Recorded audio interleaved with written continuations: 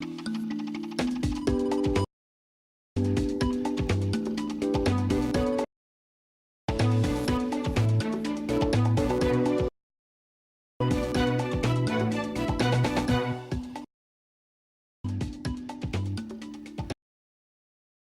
evening and welcome to Interface. My name is Rem. Today marks the start of 16 days of no violence. The global theme for this year is Peace in the Home to Peace in the World. Tonight we talk to a survivor of domestic violence as well as a reformed abuser. But before, let's watch this insight by Kinosi Queen. The story of the man known as the Mudi the attention of South Africans as graphic details of how Johan tortured his ex-wife emerged in court this week.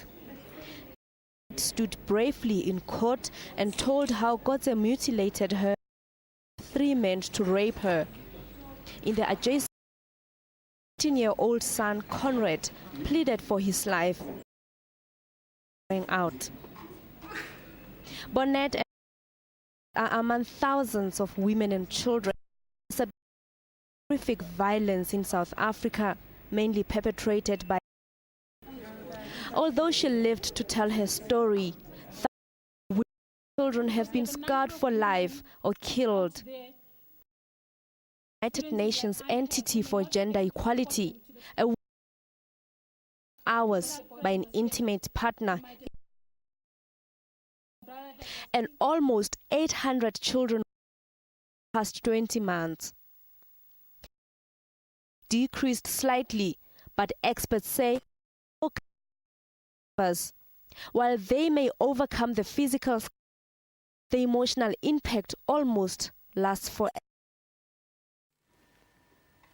That insight was compiled by Kinosi Queen, Tumisani Ribombo from Hong Kong, and NGDL, who needs, by the way, no introduction, counselor and a survivor of domestic abuse. Comment on our Facebook page, Interface, on message to 33726. Tumisani, I need to start with you. Amazing story to tell. At the age of 15, you were gang rape. Yes.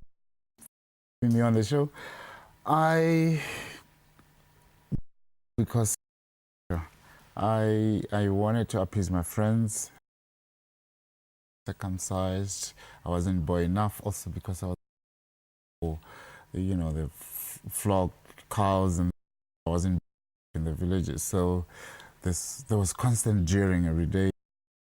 And some of the guys from the football club said, "Come to us, this is what we want to do." So I think of the mind of raping and from peer pressure. But the guy who, because there were 3 of us, I think his was more like meant, or he needed to avenge himself, something, because it's like, this girl, how can she say she doesn't a girlfriend of any of the boys in the village?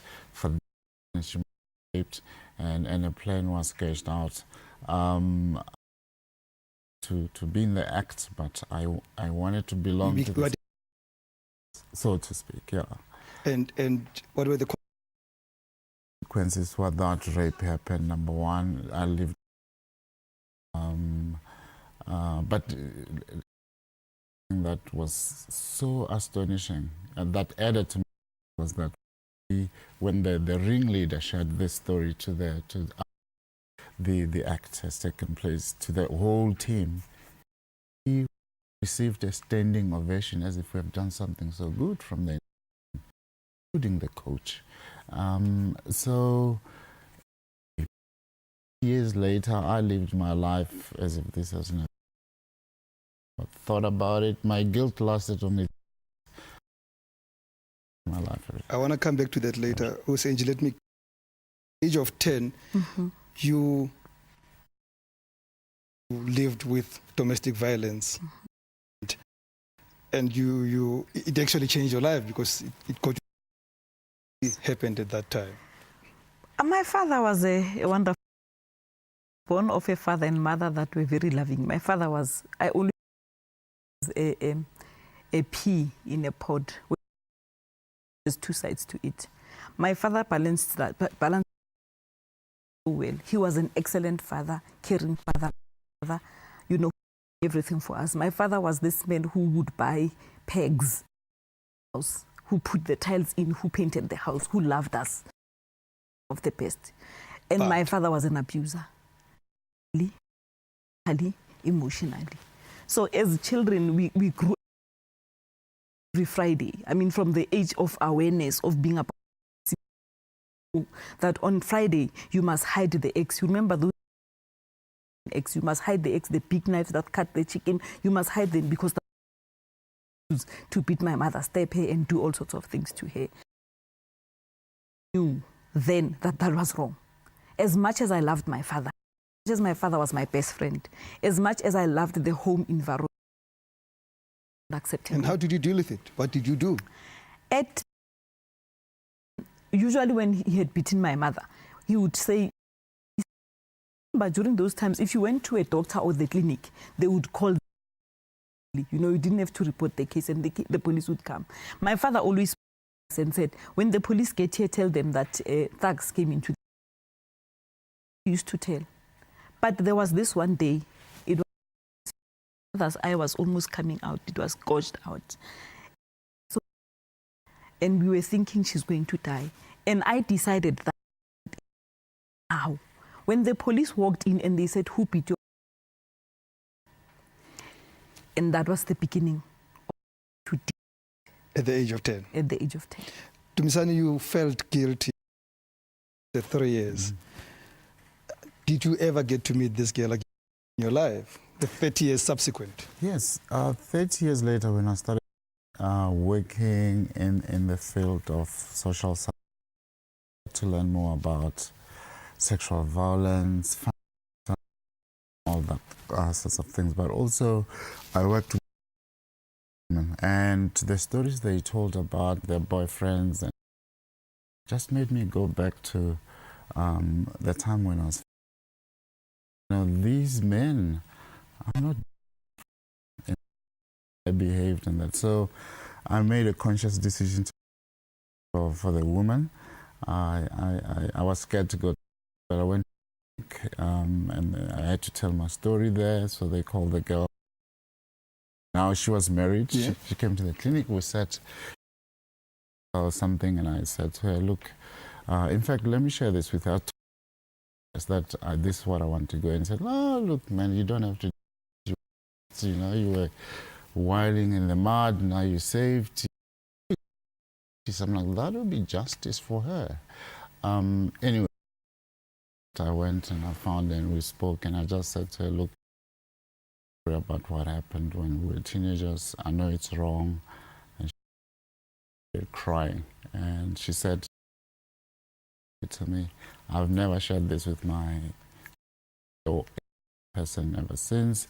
My life has never been the same. My husband is so happy, he wants to touch me," and I was just crying because I don't want to tell him why not. Yeah. Of Dumisani and the story of your dad is that he may have spoken and told on your father, but there are many fathers that never went to do right. I believe that it's firstly for the person who's going through it. What specifically, it's 3 things. Maybe let me put it like that. Before you do the 3 things, we come back, we deal with those issues. We come back after this.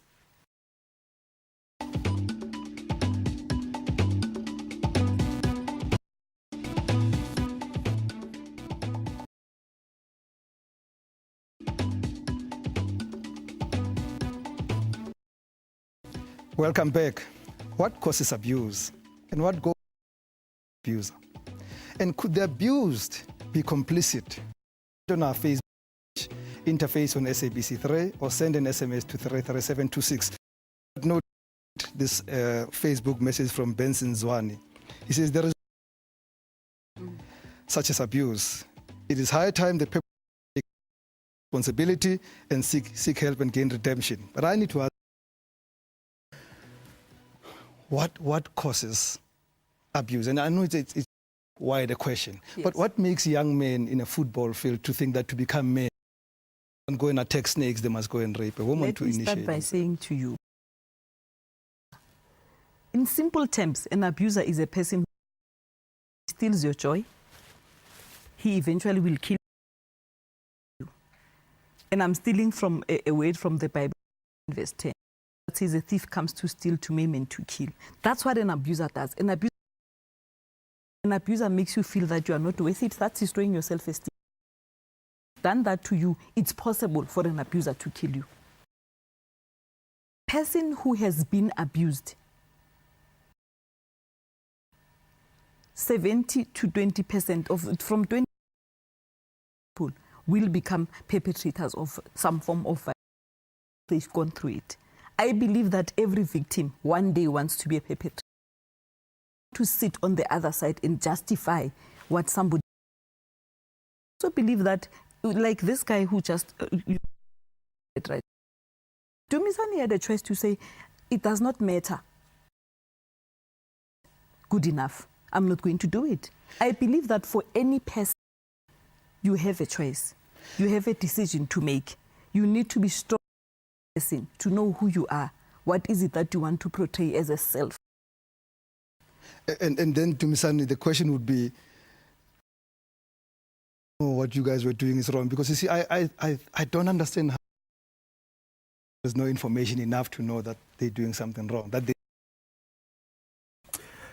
I knew, in fact, to this day, I had an erection on the day. I had to be given, and I had to drink beer and smoke dagga become a man. and perform the masculine act. I think, I think it's a complex question. One just point that would go.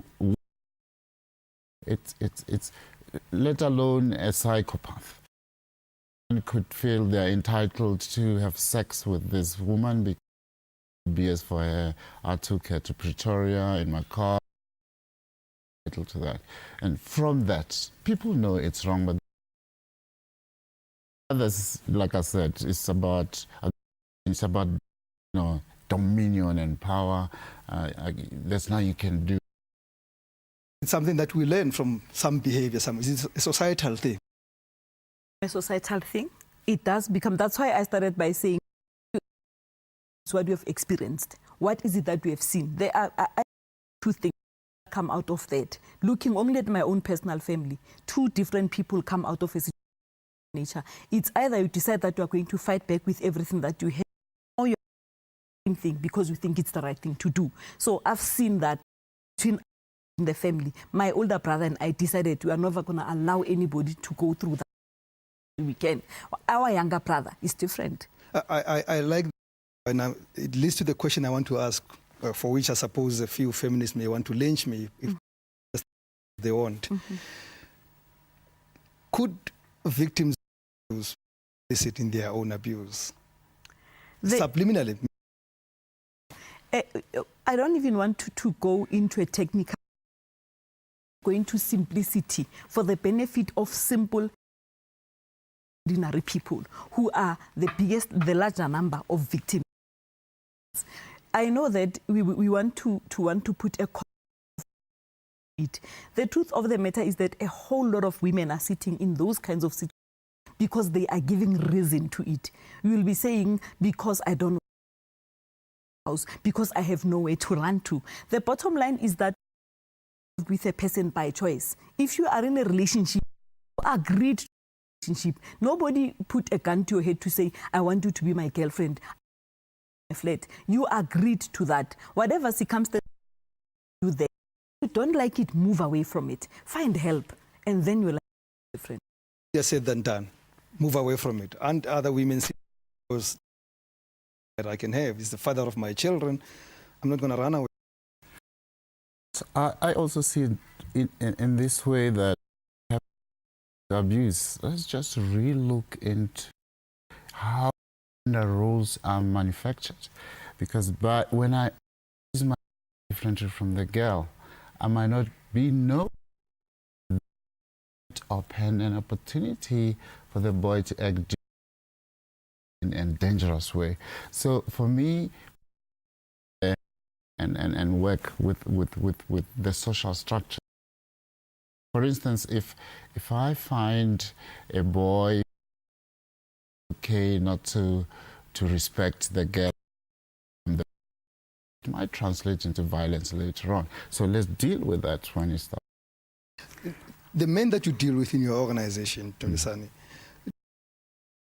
one, that they're doing something wrong, and how difficult do they find it to get out of the loop of abuse? Well, Sonke Gender Justice Network the Brothers for Life and the One Man Can, and the men, they're different. Men are not the same. Others appreciate that. No men who have changed their lives. Yes, do you go and see that they don't do anything wrong? No, but what we see, I can attest to that. In fact, we are busy with the 3 years to ensure, to check that out, that can. Some appreciate that. Some say, hey, African, I can wear an African hat. I can wear a religious hat. And some, she provoked me. How dare she wear a miniskirt?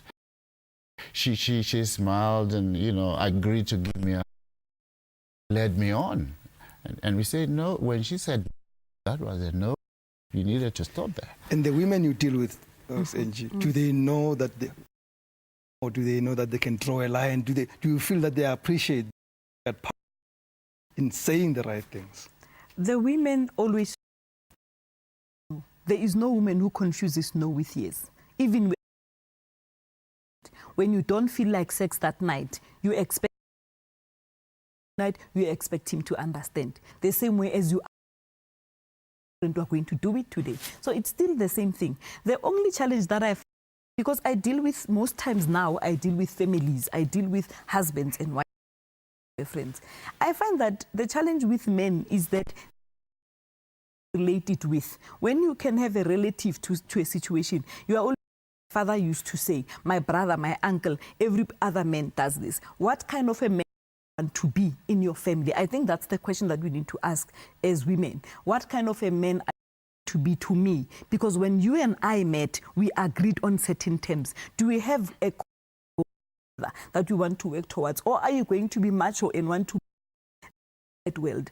And that's why, Mina, my interest as a person is full family. It's focusing on this family environment, and who grows up in a family where they see things. When those things change, when they are willing to change, then the change also goes to the children. When we come back, I want solutions, because I don't want us to sit here again next year and discuss this problem the same way. And continues after this break.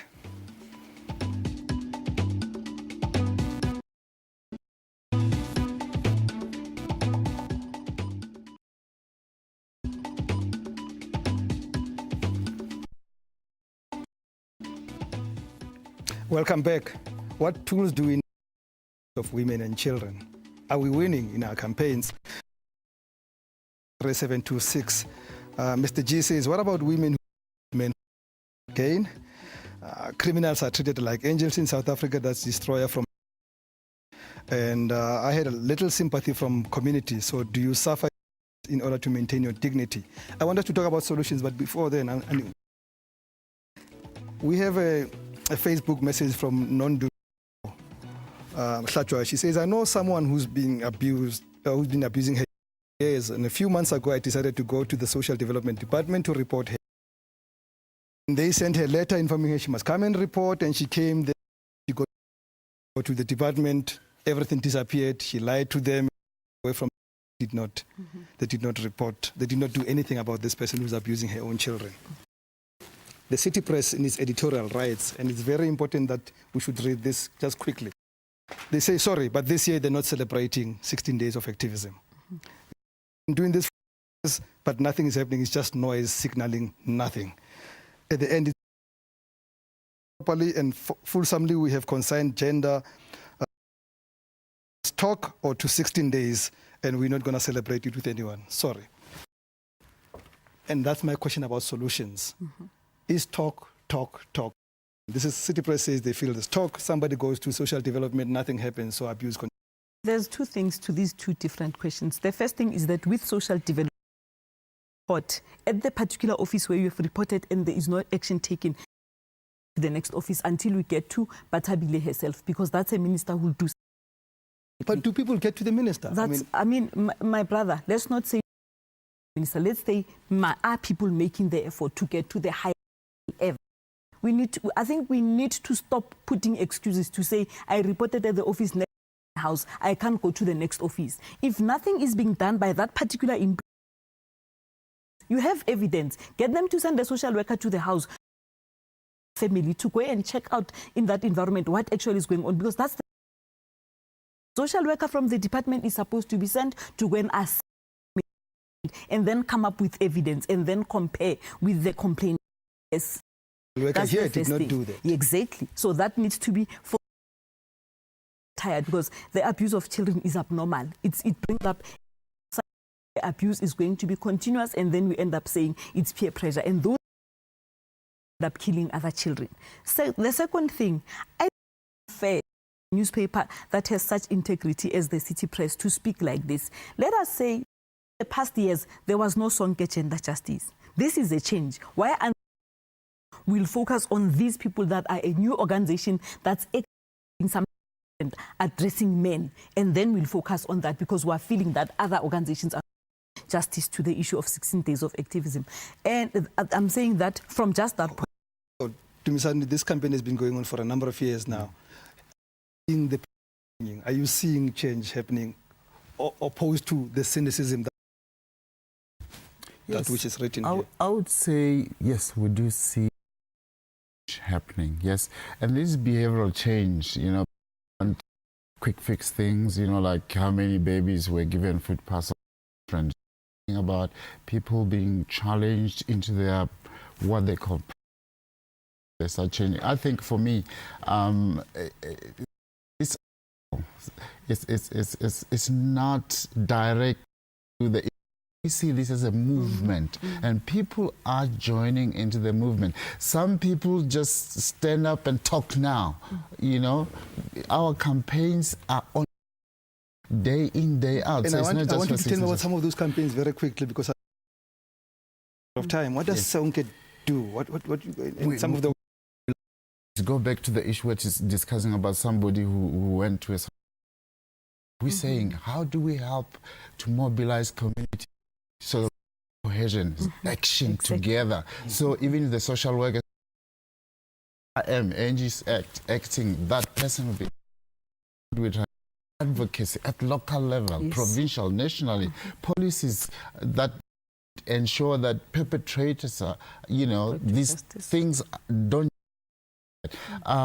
Let's talk to the individual boy.